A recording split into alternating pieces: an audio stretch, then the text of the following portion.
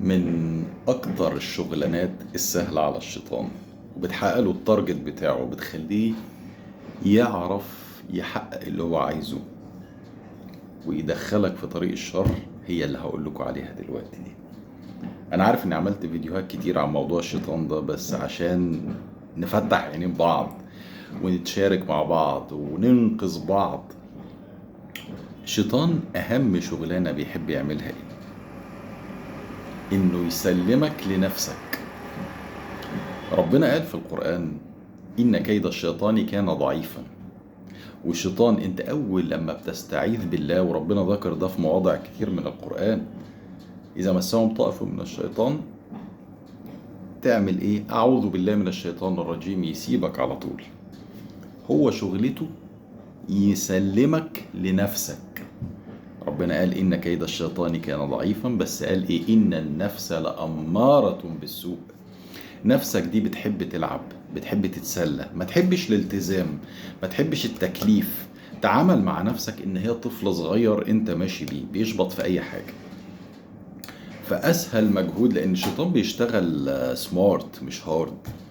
هو قاعد لازق لك، عارف نفسك بتحب ايه. ده نفسه بتحب الفلوس، ده نفسه بتحب الستات، دي نفسها بتحب المكياج، دي نفسها مغرورة، ده نفسه بتحب المخدرات، ده كذا كذا كذا.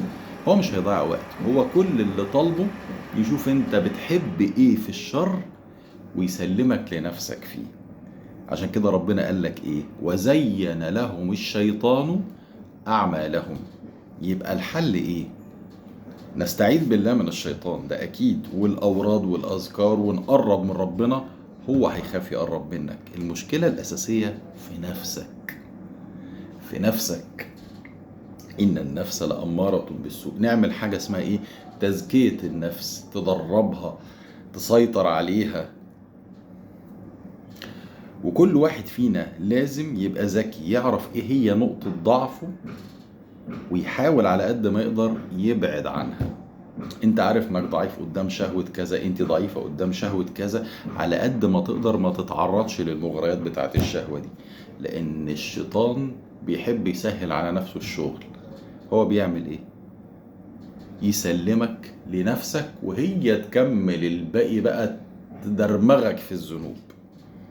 عشان كده من اجمل الادعية اللي احنا بنقولها: نعوذ بالله من شرور انفسنا وسيئات اعمالنا، ونعوذ بالله من شر الشياطين. شرور أنفسنا وسيئات أعمالنا. ربنا يا رب يكفيكوا شر شياطين الإنس والجن، ويكفيكوا شر أنفسكم يا رب، ويجعل أنفسكم راضية مرضية.